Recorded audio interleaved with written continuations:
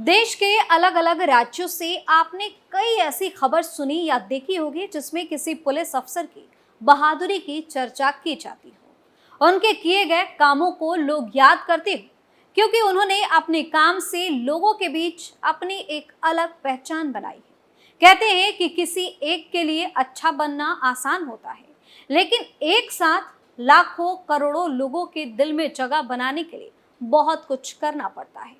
आज बात हो गई यूपी में एक ऐसे पुलिस अफसर की जो मरने के बाद भी लोगों के दिलों पर राज करेगा, क्योंकि जरूरत के अनुसार उसने हर रिश्ते निभाए हैं, हर किसी का ख्याल रखा है। इतना ही नहीं, लोग उसे गरीबों के मसीहा भी मानते हैं। लेकिन गौर करने वाली बात यह है कि इस अधिकारी के नाम से ही अपराधी कांप उठते हैं। नमस्कार, आप देख रहे हैं कैपिटल टीवी उत्तर प्रदेश और मैं हूं आपके साथ दिव्या सिंह। इस खास प्रोग्राम पर्दाफाश में आपका स्वागत है। पर्दाफाश में बात होगी सुपर कॉप त्रिपुरारी पांडे की। बताएंगे कैसे अपराधी उनके नाम से ही दहशत में आ जाते थे। तो चलिए शुरुआत करते हैं।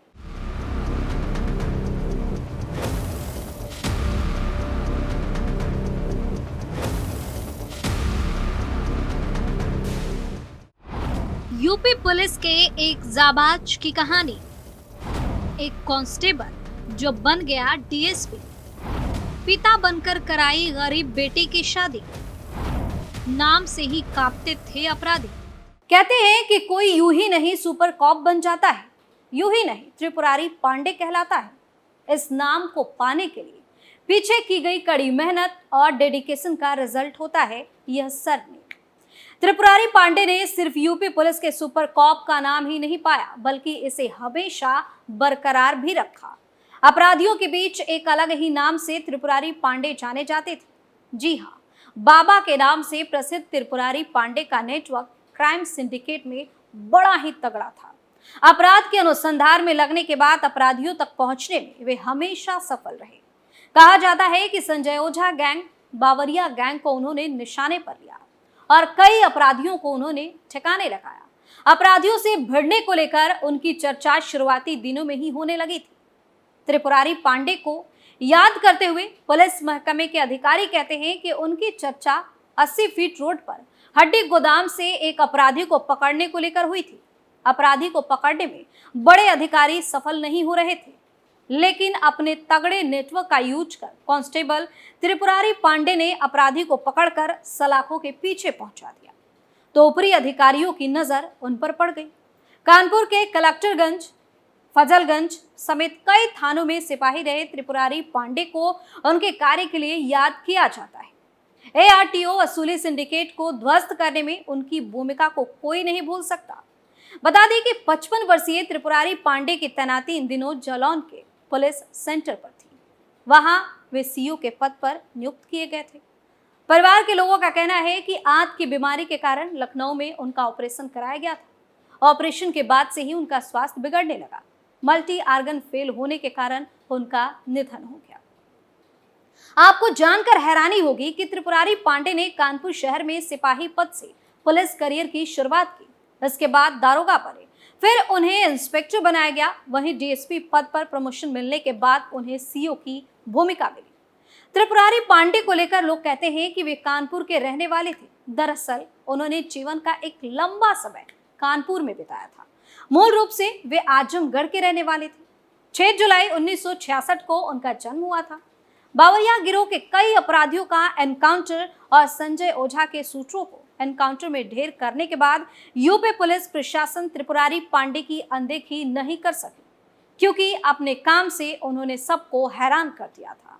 पुलिसिंग को पैशन मानने वाले त्रिपुरारी पांडे को आउट ऑफ टर्न प्रमोशन दिया गया। 20 दिसंबर 2016 को उन्हें पीपीएस अधिकारी के तौर पर प्रमोशन देते हुए एडिशनल एसपी बनाया गया। वहीं 30 मार्च 2021 को उनकी सेवाओं को ध्यान में रखते हुए डिप्टी एसपी के पद पर सीनियर स्केल में उन्नति की गई।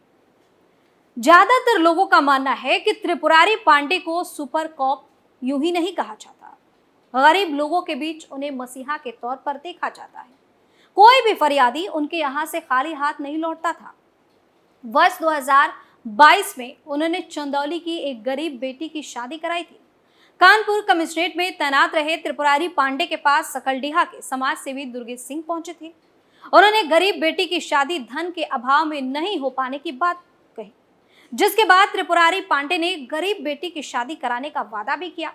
वादे को पूरा करने के लिए वे खुद कानपुर से पत्नी सहित सकलडीहा पहुंच गए थे। दोनों ने मिलकर कन्यादान भी किया था और धूमधाम से शादी भी करवाई थी। बता दें कि सकलडीहा के सीओ पद पर रहते हुए उन्होंने गरीब बेटी की शादी करने की बात कही थी। इतना ही नहीं, कोविड के दौरान गरीबों की मदद करने से लेकर कई बेटियों की शादी और बच्चों की पढ़ाई का खर्च त्रिपुरारी पांडे उठाते थे। बरा में अपहरण कर मारे गए संजीत की बहन की पढ़ाई का खर्च भी वही उठा रहे थे। संजीत की मौत को त्रिपुरारी पांडे ने अपना फेल्योर माना था। वहीं संजीत की बहन को अपनी बहन कहते थे और रक्षाबंधन पर राखी भी बंधवाने आते थे। बता दें कि त्रिपुरारी पांडे को जेआरपी में इंस्पेक्टर के पद पर नियुक्ति के दौरान उन्हें डीएसपी पद पर प्रमोशन मिला था। कानपुर के कर्नलगंज में एसीपी पर आखिरी पोस्टिंग थी। वे शहर के डॉक्टरों और अफसरों की भी खूब मदद किया करते थे। 3 जून 2022 को हुई हिंसा के मामले में उन्हें जालौन ट्रेनिंग सेंटर भेजा गया। उसी समय किडनी और लिवर की बीमारी की चपेट में आ गए और अब उनका निधन हो गया है। त्रिपुरारी पांडे अपने पीछे पत्नी और 2 बेटों को छोड़ गए हैं। त्रिपुरारी पांडे ने यूपी पुलिस की नौकरी में 2.5 दशक तक कानपुर में अपनी सेवाएं दी। कानपुर हिंसा के बाद उनके खिलाफ कई शिकायतें सरकार के पास आई थी। इसके बाद उन्हें पुलिस ट्रेनिंग सेंटर भेजा गया। त्रिपुरारी पांडे की नियुक्ति वर्ष 1988 में सिपाही के पद पर हुई थी। करीब 10 साल की सेवा के बाद वर्ष 1998 में उन्हें पहला आउट ऑफ टर्न प्रमोशन मिला। उन्हें हेड कांस्टेबल बनाया गया। 2002 में उन्होंने दारोगा की परीक्षा दी और पास हो गए। दारोगा के पद पर रहते हुए वर्ष 2005 में दोबारा आउट ऑफ टर्न प्रमोशन मिला और त्रिपुरारी पांडे इंस्पेक्टर पद पर तैनात हुए। वहीं वर्ष 2016 के समय के बाद डीएसपी पद पर उनका प्रमोशन हुआ। 35 साल की नौकरी में से 25 साल से अधिक वे कानपुर में रहे। कुछ समय वो वाराणसी, लखनऊ, चंदौली, मुगलसराय, जेआरपी में रहे। कानपुर जेआरपी में भी उनका लंबा समय गुजरा। कानपुर को उन्होंने अपना गढ़ बनाया था। अधिकारियों से लेकर नेताओं तक उनकी एक अलग ही पहुंच थी। 2018 से 19 में उनका ट्रांसफर लखनऊ कमिश्नरेट में हो गया, लेकिन फिर से जुगाड़ लगाकर वे कानपुर वापस आ गए। कहते हैं कि ग्रीन पार्क में एक मैच के दौरान क्रिकेटर सचिन तेंदुलकर के करीब असलहा लेकर पहुंचे एक युवक को भी उन्होंने पकड़ा था। कानपुर के कर्नलगंज में बतौर एसीपी उनकी आखिरी पोस्टिंग थी। 3 जून को हुई हिंसा में उपद्रवियों की कमर तोड़ने से लेकर कई उपद्रवियों को पकड़ने में उनका अहम योगदान भी रहा था। इतना ही नहीं, कानपुर के बिकरू कांड के बाद त्रिपुरारी पांडे ने कुछ ऐसा किया जिससे लोगों के चेहरे पर खुशी देखने को मिली थी। कहते हैं कि समय बड़ा बलवान होता है, लेकिन कानपुर के बिकरू कांड में गैंगस्टर विकास दुबे अपने बाहुबल के मद में चूर होकर सब कुछ भुला बैठा था। 8 पुलिस वालों की हत्या के 8वें दिन ही उसका भी एनकाउंटर हो गया और उसके अगले दिन बिकरू गांव वालों के लिए एक नई सुबह थी। उसके सताए लोगों में रत्ती भर खौफ नहीं था।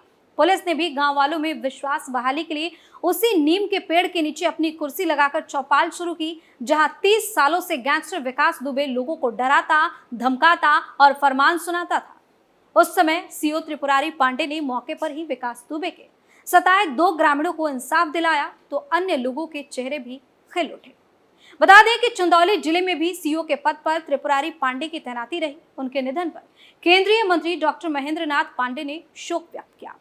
केंद्रीय मंत्री ने कहा कि यूपी पुलिस ने एक कुशल पुलिस अधिकारी को खो दिया है। शोकाकुल परिवार को ईश्वर दुख सहने की शक्ति प्रदान करे। उन्होंने कहा कि एक योग्य कर्मठ पुलिस अधिकारी वर्तमान में जालौन सीओ पद पर तैनात थे। उनके निधन का दुखद समाचार सुनकर हैरान हूं। एक योग्य पुलिस अधिकारी हम लोगों के बीच में अब नहीं रहा।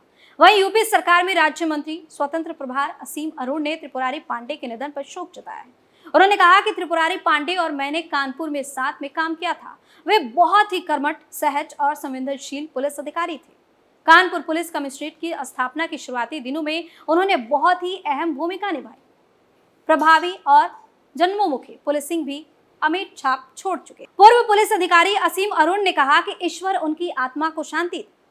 तो इस तरह से यूपी पुलिस के इस जाबाज ने लोगों में अपनी एक अलग पहचान बनाई और अधिकारियों में दहशत का माहौल कायम किया। लेकिन आज त्रिपुरारी पांडे हमेशा के लिए बस यादों में रह गए। पर्दाफाश में फिलहाल के इतना ही। आप अपनी राय हमें कमेंट करके जरूर बताएं और देखते रहिए कैपिटल टीवी उत्तर प्रदेश। नमस्कार।